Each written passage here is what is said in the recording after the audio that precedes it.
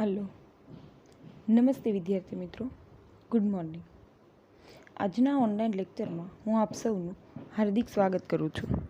વિદ્યાર્થી મિત્રો, ધોરણ 11 વિષય BA ચેપ્ટર નંબર 1 ધંધાના હેતુ અને તેના કાર્યક્ષેત્રો, જેમાં આપણે ધંધો, વ્યવસાય અને રોજગાર વિશેની માહિતી મેળવી.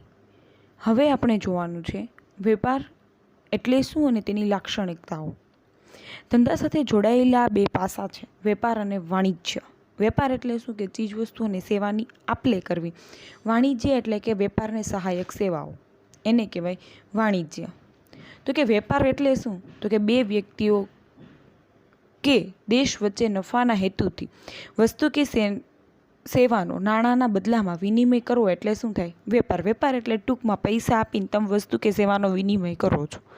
ટૂંકમાં વેપાર એટલે લેવડ દેવડ. એ તમે પૈસા આપીને કરો તોય ભલે, અથવા તો ઘણી બધી વખત તમે જોઈતા હોય તો કે ઘણી વખત આપણે વસ્તુના બદલામાં વસ્તુ સાટા પદ્ધતિ જેમ કહીએ કે ભાઈ જૂની વસ્તુમાં અમુક વસ્તુ પૈસા ઉમેરીએ અને બાકી આપણે નવી. જોકે હવે તો એ સિસ્ટમ નથી રહી, પરંતુ એ પ્રકારના વિનિમયને પણ તમે શું કહી શકો છો? વેપાર કહી શકો છો. જ્યારે નાણાંની શોધ નહોતી થઈ ત્યારે એ પ્રકારના વેપાર કરવામાં આવતા હતા. જોઈએ, બે વ્યક્તિ કે દેશ વચ્ચે નફાના હેતુથી વસ્તુ કે સેવાનો નાણાંના બદલામાં વિનિમય કરવો એટલે વેપાર.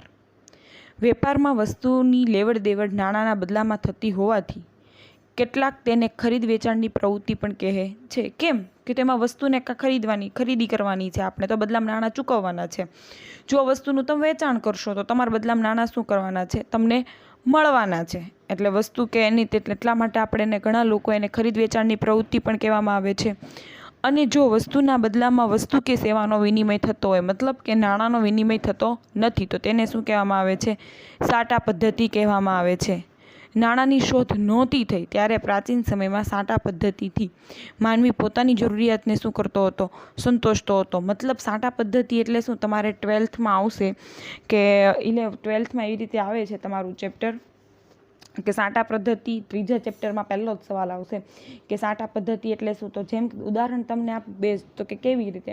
તો કે જો તમારી પાસે ઘઉંનું ઉત્પાદન છે, તમારે કાપડની જરૂરિયાત છે, તો તમે શું કરશો? સામેવાળી વ્યક્તિને કાપડ આપશો, તમે સામેવાળી વ્યક્તિને ઘઉં આપશો, બદલામાં એ તમને શું આપશે? કાપડ.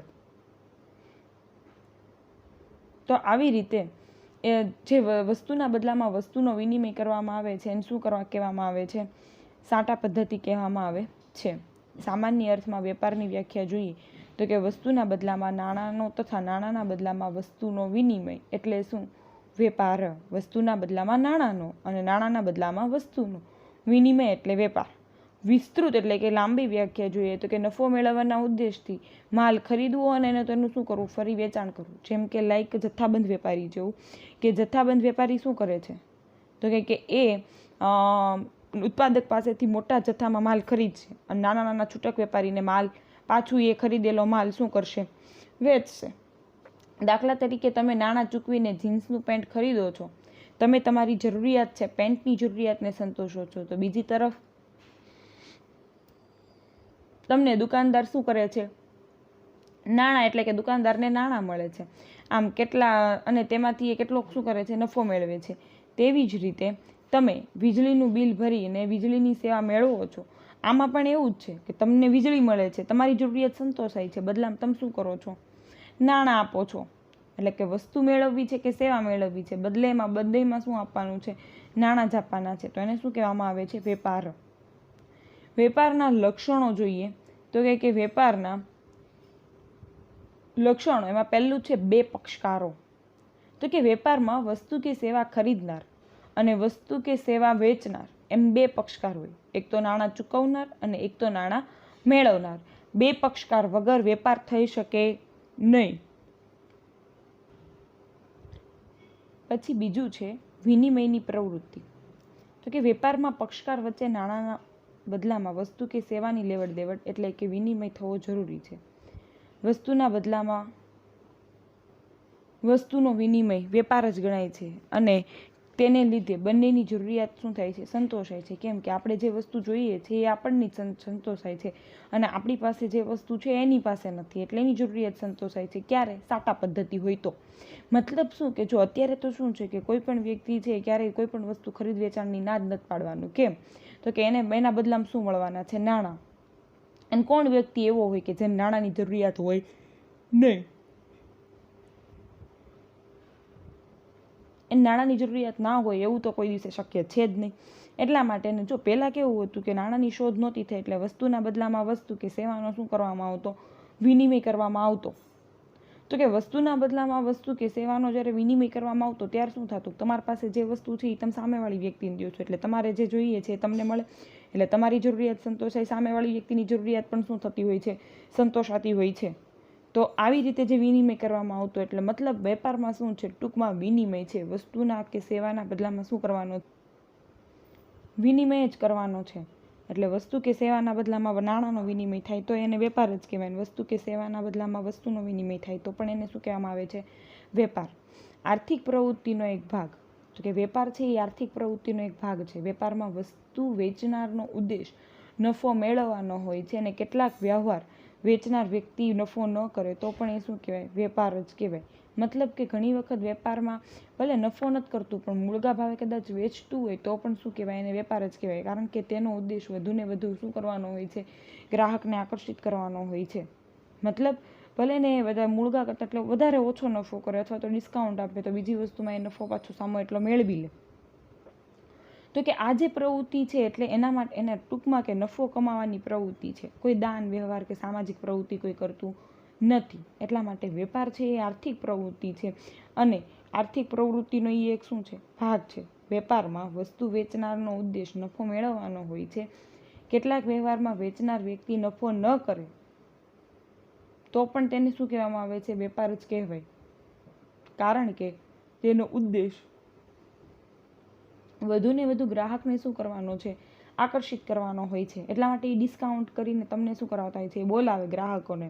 એન્ડ ધેન જે વસ્તુઓ ડિસ્કાઉન્ટમાં આપી છે એને ડિસ્કાઉન્ટમાં વેચે, બાકીની વસ્તુને શું કરે? એ ઘણા નફાથી શું કરતા હોય છે? વેચતા હોય છે. માલિકીની ફેરબદલી. વેપારમાં નાણાંના બદલામાં વસ્તુ કે સેવાની લેવડ દેવડ થતી હોવાથી વસ્તુની માલિકીની શું થતી હોય છે? ફેરબદલી. જ્યાં સુધી દુકાનદાર પાસે છે ત્યાં સુધી એની માલિકી કોણ ગણે? માલિક કોણ ગણે? દુકાનદાર ગણે. પણ જેવી જે વસ્તુ છે દુકાનદાર પાસેથી આપણી પાસે આવી જાય એટલે કે વ્યક્તિ પાસે આવી જાય તો એની માલિકી કોની થઈ જાય? વ્યક્તિની પોતાની થઈ જાય. તો આમ માલિકીની ફેરબદલી એ છે ને શેમાં જોવા મળે છે? તો કે વેપારમાં છે ને માલિકીની ફેરબદલી જોવા મળે છે. એટલે કે એમાં છે કે કોઈ પણ વસ્તુ છે દુકાનદાર પાસેથી તમે ખરીદ્યો એટલે એ વસ્તુના માલિક કોણ થઈ જાવ? તમે. દાખલા તરીકે હું એક્ઝામ્પલ આપું, એક સાયકલ જ્યાં સુધી દુકાનદાર પાસે છે ત્યાં સુધી તેની, પરંતુ પૈસા આપીને, નાણાં આપીને તમે ખરીદી લ્યો છો એટલે એ સાયકલના માલિક કોણ બની જાય છો? તમે પોતે. એટલે માલિકીની ફેરબદલી થાય છે. ફરીવાર વેપારના લક્ષણો જોઈએ. બે પક્ષકારો ફરજિયાત હોય. એક તો નાણાં મેળવનાર, એક નાણાં ચૂકવનાર. વિનિમયની પ્રવૃત્તિ છે એટલે કે એમાં ફરજિયાત લેવડ દેવડ થાય છે. આર્થિક પ્રવૃત્તિનો ભાગ છે એવું શા માટે કહી શકીએ? તો કે એનો ઉદ્દેશ નફાનો છે. માલિકીની ફેરબદલી તેમાં છે ખરીદનાર પાસેથી વેચનાર પાસેથી વસ્તુ મેળવી લો એટલે વસ્તુ મેળવી લો તમે એટલે શું થાય? કે માલિકીની ફેરબદલી થાય છે. પછી છે અવેજ મેળવવો જરૂરી. તો કે વેપાર અવેજ એટલે કે વસ્તુ ખરીદનાર અને વસ્તુ વેચનારને વેચાણના બદલામાં મળતો લાભ. તો ખરીદનારને નાણાંના બદલામાં વસ્તુનો લાભ મળે તે અવેજ, જ્યારે વેચનારને વસ્તુના બદલામાં નાણાં મળે તે અવેજ છે. બીજા શબ્દોમાં કહીએ, કોઈ પણ વસ્તુ અવેજ લીધા વગર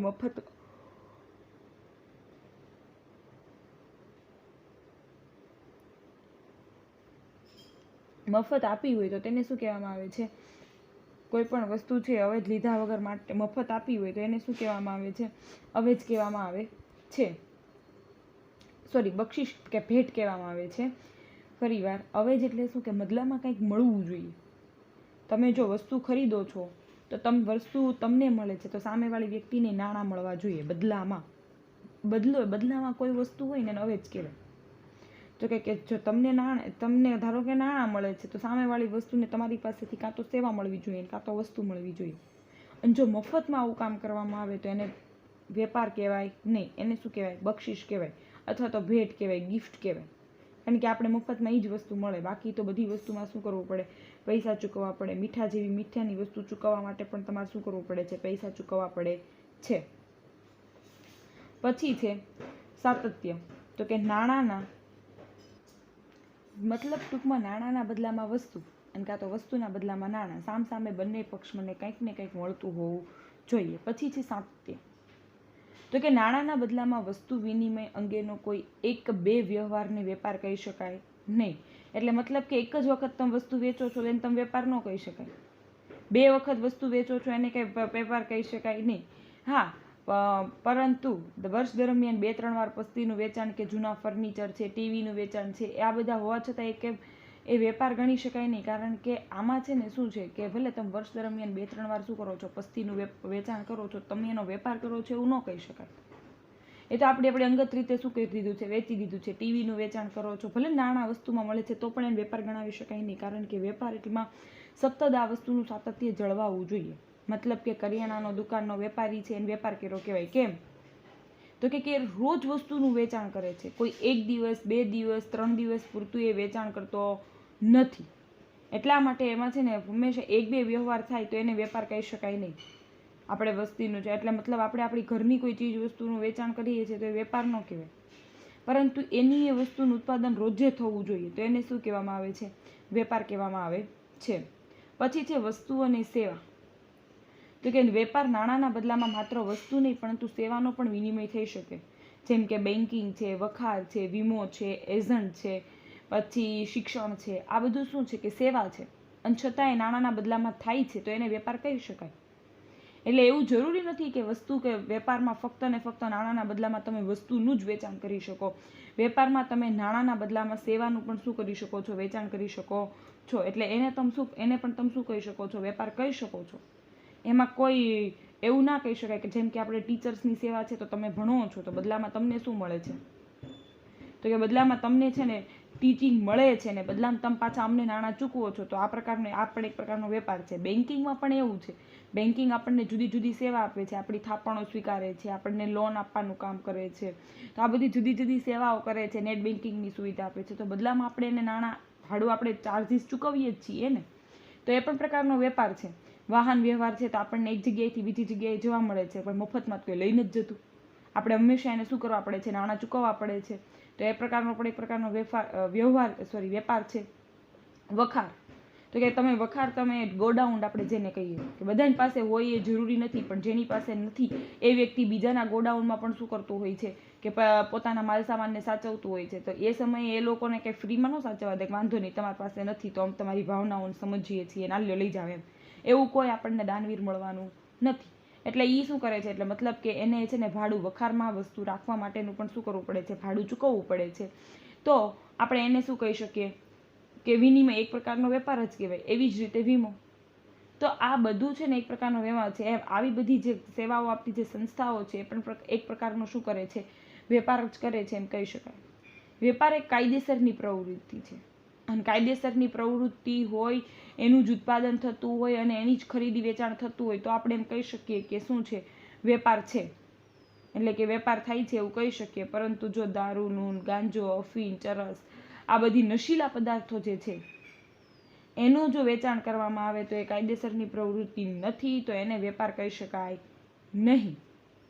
ફરીવાર વેપારમાં પહેલું આપણે જોયું હતું શું? તો કે 2 પક્ષકાર હોવા જરૂરી છે. વિનિમયની પ્રવૃત્તિ થવી જરૂરી છે. આર્થિક પ્રવૃત્તિનો ભાગ છે એક. પછી છે માલિકીની એમાં ફેરબદલી જોવા મળે.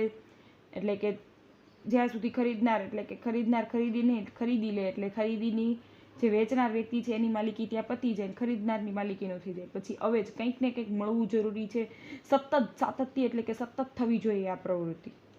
1 દિવસ 2 દિવસ પૂરતી નહીં. અને વસ્તુ કે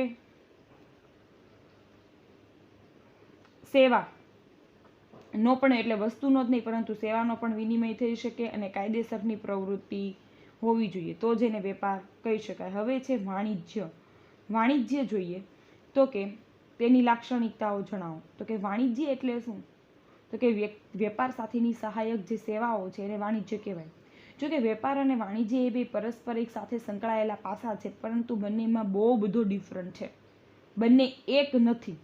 આપણે મોટા ભાગે વેપાર વાણિજ્ય કરતા હોઈએ એટલે આપણને એમ લાગે કે બંને શબ્દો છે ને એક જ પરિભાષામાં આવતા હશે, પણ એવું નથી. વેપાર એટલે શું? તો કે વસ્તુ કે સેવાની લેવડ દેવડ. વાણિજ્ય એટલે શું? તો કે વેપારની સહાયક સેવાઓ, એટલે કે બેંક, વીમો, વખાર, વાહન વ્યવહાર, સંદેશા વ્યવહાર, આડતિયા, આ બધું શું છે? વાણિજ્ય છે. જો કે જેમાં વેપાર પણ થતો હોય છે, સાથે સાથે બીજી અન્ય સહાયક સેવાઓ મળે છે, એને શું કહેવામાં આવે છે? વાણિજ્ય કહેવામાં આવે છે. એટલે વાણિજ્યની વ્યાખ્યા એવી રીતે થાય કે વેપાર ઉપરાંત વેપારની સહાયક સેવાઓ, એને શું કહેવામાં આવે છે? વાણિજ્ય. ફરીવાર એમાં વેપાર, મેં તમને આગળ જ આપણે હજી જોયું ને કે વેપારમાં વાણિજ્યમાં પણ શું જોવા મળે છે? તો કે વેપાર જોવા જ મળે છે. એટલે વેપાર ઉપરાંત વેપારની સહાયક સેવાઓ, એને શું કહેવામાં આવે છે? વાણિજ્ય કહેવામાં આવે છે. ટૂંકમાં આપણે એવું કહી શકાય કે વાણિજ્ય બરાબર વેપાર પ્લસ સહાયક સેવાઓ. જો એમાં જોઈએ તો કે વાણિજ્યકના લક્ષણો ટૂંકમાં કે શું કહેવાય? જો કે તમારી કોઈ કંપની છે તો તમે કરો છો શેરડી, ખાંડનું ઉત્પાદન કરો છો. ચાલો, ખાંડની લેવડ દેવડ કરો છો, એ તમારો વેપાર છે. પણ ખાંડ સીધું જ ઉત્પાદન થશે નહીં ને.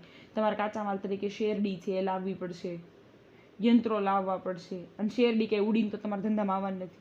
એ જે તે ખેતરમાંથી લાવવી પડશે. જ્યાંથી તમે લાવો છો કંઈ સીધી નહીં આવે, વાહન વ્યવહાર આપવો પડશે. તો આ વાહન વ્યવહાર છે એ વાણિજ્યક સેવા થઈ. ખાંડ સારી રહે એના માટે તમારે એની શું કહે પેકિંગ, એટલે મતલબ કે એની સાચવણ કરવી પડશે. એક સામટું ઉત્પાદન થઈ જાય તો તમારે સાચવવી પડે. તો જે સાચવો છો એને વખારમાં સાચવો, તો એ પણ શું થઈ ગઈ? વાણિજ્ય થઈ ગઈ. હવે આ બધો અવડી મોટી કંપની છે, તેનો વ્યવહાર કાંઈ આમ નામ કંઈ લોકો લખતા ન હોય, બેંકમાં એનું ખાતું હોય, બેંક એનો વ્યવહાર કરતી હોય, તો બેન્કિંગની સુવિધા છે એ શું છે? વાણિજ્ય છે. જોઈએ વાણિજ્યના લક્ષણો. તો કે ચીજવસ્તુ કે વિનિમયનો, ચીજવસ્તુ કે સેવાનો વિનિમય. વેપાર, વાણિજ્ય શબ્દમાં સૌપ્રથમ વેપાર શબ્દનો સમાવેશ થાય છે. એટલે એમાં પણ શું છે? ચીજવસ્તુ કે સેવાનો વિનિમય થાય છે. મોટા ભાગે એમાં સેવાનો વિનિમય થતો જોવા મળે છે. પછી બીજું છે સહાયક સેવાઓ. તો કે વાણિજ્ય શબ્દ ઉપરાંત વાણિજ્ય શબ્દમાં વેપાર ઉપરાંત મદદરૂપ થાય તેવી સહાયક સેવાઓનો પણ શું થાય છે? સમાવેશ થાય છે. એટલા માટે વાણિજ્યમાં કઈ કઈ બાબતનો સમાવેશ થશે? બેંક, વખાર, વીમો, વાહન વ્યવહાર, સંદેશા વ્યવહાર વગેરે. એટલે કે ટૂંકમાં વાણિજ્યમાં આવી જ સહાયક સેવાનો સમાવેશ થાય. સેવાનું સાતત્ય. અને જો વેપારની જેમ જ વાણિજ્યમાં પણ સેવાઓ શું થતી જોવા મળે છે? સતત. તમે એક વખત બેંકમાં પૈસા જમા કરી દીધા પછી તમારો ધંધો પતે નહીં ત્યાં સુધી તમારે બેંકમાં પૈસા જમા કરાવવા જરૂર જ ન પડે, તો એ વસ્તુ શક્ય નથી. તમારે કરાવવા પડે. એક વખત વાહન વ્યવહાર દ્વારા કાચો માલ આવી ગયો પછી આખી આજીવન કોઈ દી જરૂર નથી, તો એ વસ્તુ શક્ય નથી. તો આ વસ્તુ છે. એટલે સેવાનું પણ સાતત્ય શું હોય?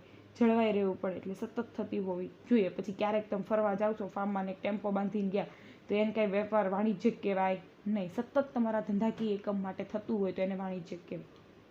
પછી છે આર્થિક પ્રવૃત્તિ. તો વાણિજ્ય પણ એક પ્રકારની શું છે? આર્થિક પ્રવૃત્તિ છે. કેમ કે તો તમે બેંકમાં પૈસા જમા કરાવો છો તો બેંક તમારી પાસેથી વ્યાજ લે છે અથવા તો અમુક ચાર્જીસ મેળવે છે. પછી વખારની સેવા માટે એને ભાડું આપવું પડે છે. વીમા કંપનીને તમારે વીમા પ્રીમિયમ ચૂકવવું પડે છે. વાહન વ્યવહાર માટે પણ તમારે ભાડું આપવું પડે છે. અને આડતિયા અને કમિશન કે દલાલી. આડતિયા એટલે શું ખબર છે? કે ધારો કે માની લો કે દલાલી કરતા હોય ઘણા વ્યક્તિ, ખબર છે કે ભાઈ વેચનાર વ્યક્તિ કોઈક અલગ હોય, ખરીદનાર વ્યક્તિ કોઈ અલગ હોય, બેન મેળવવાનું કામ જે કરે ને આડતિયો કહેવાય. તો એ તમને મળવાનું કામ કર્યું ને એટલે એને છે ને તમારે અમુક ટકા દલાલી ચૂકવવી પડે. એટલે દરેક વ્યક્તિ કંઈક ને કંઈક લેતા હોય છે. એટલે આપણે એમ કહી શકીએ કે વાણિજ્ય છે એ કેવી છે? આર્થિક પ્રવૃત્તિ છે. માંગ સંતોષવાની પ્રવૃત્તિ. તો કે વાણિજ્યમાં વેપાર તથા વેપારની સહાયક સેવાઓનો સમાવેશ થાય છે. વેપાર ઉપરાંત વેપારની સહાયક સેવાઓનો સમાવેશ થાય છે. વેપાર દ્વારા ગ્રાહકની માંગ સંતોષાય છે, જ્યારે સેવા દ્વારા ગ્રાહક અને વેપારી પોતાની વિવિધ જરૂરિયાતને શું કરે છે? સંતોષે છે.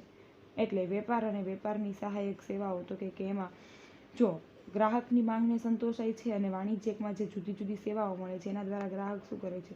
પોતપોતાની માંગને શું કરતા હોય છે? સંતોષતા હોય છે. પછી છે વ્યાજબી કિંમત.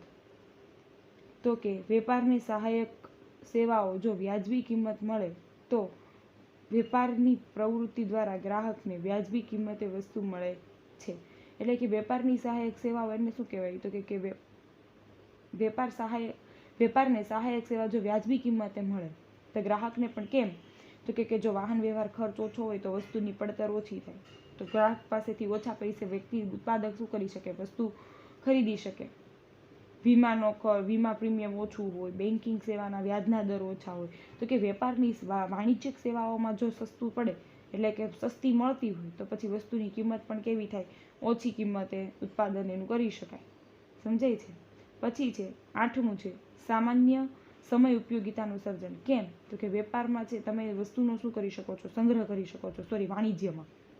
વાણિજ્યમાં તમે વસ્તુનો સંગ્રહ કરી શકો છો. વખારમાં તો તમે એને લોંગ ટાઈમમાં પણ શું કરી શકો છો, વેચાણ કરી શકો છો. જેમ કે કેમ રેનકોટ ખાલી આ વર્ષે જેટલા વેચાય એટલું જ એનું ઉત્પાદન કર્યું હોય તો બધી કંપનીએ એક સામટું ઉત્પાદન કર્યું હોય, સિઝન વહી જાય એટલે એને પાછું વખારમાં મૂકી દેવાનું, જ્યારે સિઝન આવશે ત્યારે પાછું નેક્સ્ટ યર વેચી દેવાનું. એવી જ રીતે પતંગ છે, ફટાકડા છે, આ બધું શું છે, સિઝનેબલ ધંધા છે. જ્યારે એની સિઝન આવે ત્યારે એને વેચવામાં આવે, જ્યારે પછી એની સિઝન વહી જાય ત્યારે એને વખારમાં મૂકી શકાય છે. એટલે તમે સમય ઉપયોગિતાનું સર્જન કરે છે. સ્થળ ઉપયોગિતાનું તો કે વાહન વ્યવહાર દ્વારા એ સ્થળ ઉપયોગિતાનું સર્જન કરે છે. મતલબ ગમે તેટલું દૂર હોય તો પણ એ વાહન વ્યવહારની મદદથી તમે શું કરી શકો છો, અને તમારા ધંધાકીય એકમ સુધી લાવી શકો છો. જેમ કે જંગલના લાકડા, દરિયા કિનારે થતા નાળિયેરી, નદીના પટમાં પડેલી રેતી વગેરેને કારણે શહેરમાં એનો બધાનો વપરાશ ક્યાં થાય છે, શહેરમાં. અને બધાને સરળતાથી વાહન વ્યવહાર દ્વારા શું કરી શકાય છે, એને શહેરમાં લાવી શકાય છે. એમ આમ સ્થળનું એટલે કે દૂરીએ સમય અંતરનું જે આપણે અંતરની જે મુશ્કેલી છે એને દૂર કરી શકાય છે. એટલે આમ સ્થળ ઉપયોગિતામાં શું કરે છે, વધારો કરે છે. ફરીવાર કોને આપણે જોવાના છે તો કે વાણિજ્યના લક્ષણો, ચીજ વસ્તુ કે સેવાનો વિનિમય થાય છે. સહાયક સેવાઓ છે એટલે વેપાર ઉપરાંતની સહાયક સેવાઓ છે, આ સેવાઓ સતત થતી હોવી જોઈએ. પછી છે આર્થિક પ્રવૃત્તિ છે, માંગ સંતોષવાની પ્રવૃત્તિ છે. વ્યાજબી કિંમતે શું થાય છે, એ મળે છે.